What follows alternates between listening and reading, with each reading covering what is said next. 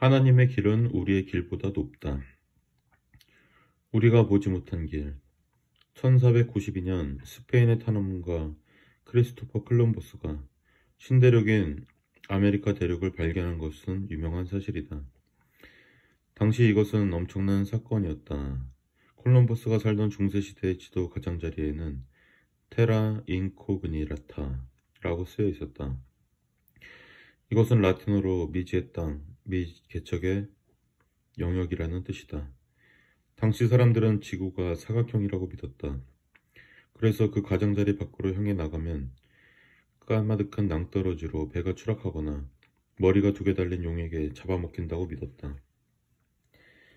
그런데 콜럼버스가 그 테라 인코그니타, 곧 미지의 개척지인 지도 가장자리 밖으로 나간 것이다. 원래 그는 신대륙을 발견하려고 간 게 아니라 인도로 가는 지름길을 찾아 나선 것이었다. 그런데 하나님께서는 콜럼버스가 생각하던 길과는 전혀 다른 길, 그보다 훨씬 더 크고 축복된 길로 인도하셨다. 독실한 크리스천이었던 콜럼버스는 훗날 자신이 담대하게 항해할 수 있었던 것은 성령님의 인도하심이었다고 고백했다. 그는 자신의 일기에 이렇게 썼다. 나의 항해 계획을 들은 모든 사람들이 나를 비웃었다. 하지만 성령께서는 내게 분명한 감동을 주셨다. 성령께서 말씀으로 내게 위로를 주셨다. 콜럼버스에게 위로와 용기를 주셔서 지도 밖 미개척의 땅으로 항해할 수 있게 하신 성령께서 오늘 우리에게도 용기를 주셔서 불확실성의 미래로 담대하게 항해하게 하시고 승리하게 하실 줄을 믿는다. 나 여호와가 이같이 말하노라. 바다 가운데 길을, 큰 물 가운데 지름길을 내고. 여기서 바다와 큰 물은 오래전 이스라엘 백성 앞을 가로막고 있던 홍해 바다를 말한다. 우리에게는 도저히 넘을 수 없는 태산 같은 장벽이다. 그런데 하나님께서는 그 바다 가운데로 길을 뚫어주신다고 하신다. 사실 하나님이 수를 보시는 것은 우리가 보는 것과 차원이 다르다. 그 당시 홍해바다 앞에서 이스라엘 사람들이 생각할 수 있는 최상의 시나리오는 어디선가 수많은 함대가 몰려와 그들을 실어가는 것 정도였을 것이다. 그 누구도 바다 한가운데로 길이 나리라고는 생각하지 못했을 것이다. 하나님의 길은 항상 우리의 최고의 상상력을 장난처럼 뛰어넘으신다. 하나님이 길을 내시면 모두가 그런 길이 있었어? 하며 입을 쩍 벌린다. 아무도 가보지 않은 길이기 때문에 다들 의심하지만 믿음으로 하나님을 바라보면 놀라운 길이 보인다. 자꾸 자기가 생각하는 해결책으로 하나님을 설득하려고 하지 말고 이렇게 기도하라. 하나님, 제가 모르는 길을 보여주시옵소서. 하나님의 길을 보여주시옵소서. 하나님이 내시는 길은 그냥 길이 아니라 지름길이다. 하나님은 큰 물 가운데 지름길을 낸다고 하셨다. 비록 홍해라는 무서운 바다를 거쳐서 가는 길이긴 하지만 그 길이 우리가 생각할 수 있는 정상적인 경로로 가는 것보다 훨씬 빠르다. 하나님께서 광야의 길을 낸다고 하실 때도 그렇다. 하나님이 만들고 인도하시는 길이 당장은 고난과 시련의 길 같고 패배의 길 같지만 늦게 가는 길 같고 뒤처지는 길 같지만 그렇지 않다. 하나님을 믿고 하나님의 손을 잡고 한 걸음 한 걸음 가다 보면 폭풍이 몰아치는 그 길이 내가 생각했던 길보다 훨씬 빠른 지름길이었다는 것을 알게 된다. 전투에서는 몇 번 질지언정 결국 전쟁에서는 승리하게 된다. 폭풍의 길이라고 해서 반드시 더디 가는 길이 아니다. 최후의 승리는 반드시 우리의 것이다. 하나님의 수가 높기 때문이다. 이는 하늘이 땅보다 높음 같이 내 길은 너희 길보다 높으며 내 생각은 너희 생각보다 높음이니라. 그래서 인생을 하나님의 시각으로 봐야 한다. 요셉을 생각해보라. 요셉은 어린 나이에 이집트의 노예로 팔려가면서 인생의 모든 꿈을 포기했을 것이다.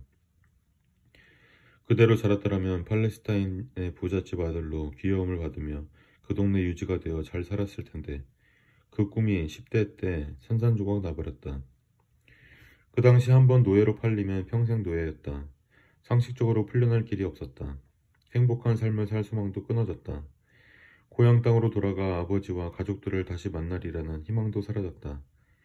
보디발의 집으로 팔려가 그곳에서는 형편이 좀 나아지나 싶더니 또 누명을 쓰고 감옥으로 끌려가 버렸다. 요셉은 자기 인생이 끝없이 절망으로 내려가고 있다고 생각했다. 그러나 요셉이 내리막길이라고 생각했던 그 길이 하나님이 보시기에는 오르막길이었다. 축복으로 가는 길이었고 애굽의 총리 대신이 되는 길이었다. 그것이 애굽과 열방을 살리는 축복의 리더십을 발휘하는 길이 될 줄 누가 알았겠는가. 팔레스타인에서 자란 요셉이 정상적인 코스로 애굽에 가서 국가고시를 치고 다른 수만 명의 공무원들과 경쟁하여 총리 대신까지 올라가려면 할아버지가 돼도 안 될 일이었다. 길이 없다. 그러나 노예로 떨어진 그 길이 축복된 결론으로 가는 길이었다. 이 길이 저 길로 어떻게 연결되는지 우리의 지식과 경험으로는 결코 이해할 수 없다. 하지만 하나님께서는 신묘망측한 방법으로 우리가 모르는 길, 도저히 연결될 수 없을 것 같은 길들을 연결시켜서 반드시 길을 내신다. 하나님의 길을 갈 때 자기가 가진 것을 보지 말라. 가진 것이 없어서 남보다 좋은 길을 가지 못한다고 생각하는가? 가진 것이 없다고 우리의 길이 막히는 것은 아니다.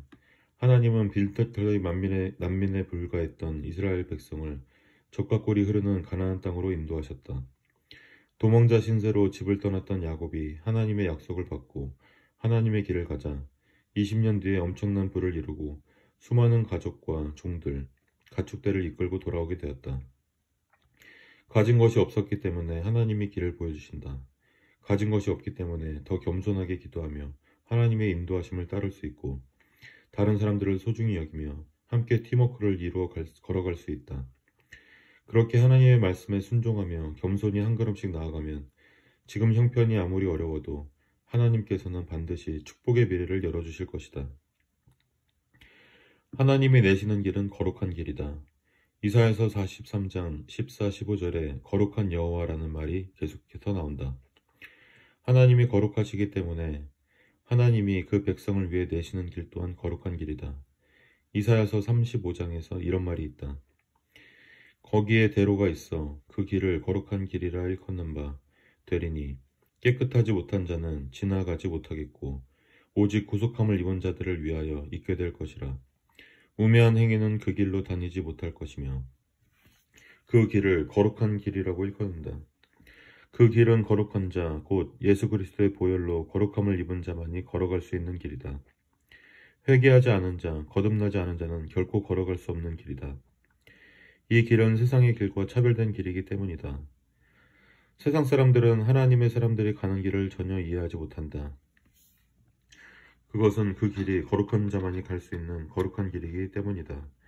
성령의 눈으로 보지 않고는 이해할 수 없는 것이 당연하다. 우리는 이제 세상 사람들과 가는 길이 다르다. 하나님의 길을 갈 때 하나님께서 우리 앞에 방해물들을 치워주신다. 거기에는 사자가 없고 사나운 짐승이 그리로 올라가지 아니하므로 그것을 만나지 못하겠고 오직 구속함을 받은 자만 그리로 행할 것이며 이 말씀은 고난에서 열애시켜 준다기보다 주님이 함께 계시면서 고난보다 더 큰 은혜로 보호해 주신다는 뜻이다. 특히 마귀들의 영적 공격으로부터 지켜주신다는 뜻이기도 하다.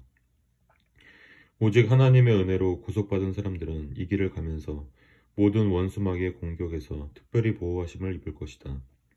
그래서 하나님이 인도하시는 길은 안전한 길이다. 바다 한가운데로 길이 났다고 하면 많은 사람들이 그 길을 불안해하고 위험하다고 생각할 수도 있다. 멀쩡한 다리도 무너지는데 바닷속 길이라니 왜 불안하지 않겠는가. 그러나 하나님이 홍해 가운데로 낸 그 길은 안전한 길이었다. 출애굽기 14장을 보면 밤새 동풍이 불어와서 그 바닷길을 말렸다고 했다. 모세가 바다 위로 손을 내밀매 여호와께서 큰 동풍이 밤새도록 바닷물을 물러가게 하시니 물이 갈라져 바다가 마른 땅이 된지라. 여기서 마른 땅은 습기가 없이 완전히 마른 땅을 말한다. 이스라엘 백성은 바다가 갈라지고 바로 걷는 것이 아니라 그렇게 밤새 동풍이 불어 바닷길이 다 마른 후에 건넜다. 왜 그랬을까? 바닷가 갯벌을 걸어보면 알겠지만 거기서는 발이 푹푹 빠져 몇 걸음 옮기기도 쉽지 않다. 그런 땅을 건넜다면 이스라엘 백성은 거기서 다 발이 묶였을 것이다. 그러나 하나님의 바람이 바닷길을 단단하게 말려서 사람들이 걸어가기에 안전한 길을 만들었다. 하나님께서는 바다를 가르셨을 뿐 아니라 그렇게 드러난 땅을 수백만 명이 건너도 문제없을 정도로 마르고 단단한 길로 바꿔주셨던 것이다. 그래서 홍해 가운데로 난 길은 겉으로 보기엔 불안하지만 아주 단단하고 튼튼한 길이다. 하나님의 길이 그렇다. 하나님이 우리에게 주시는 길은 안전하고 튼튼한 길이다. 세상 길은 정반대다. 출세길, 탄탄대로 꽃길 같은 길들은 좋아 보이지만 위험한 길이다. 사람들은 어느 정도 성공하면 교만해진다. 부자가 되고 높은 자리에 앉으면 꿈을 이룬 것 같지만 실은 그때부터가 위기다.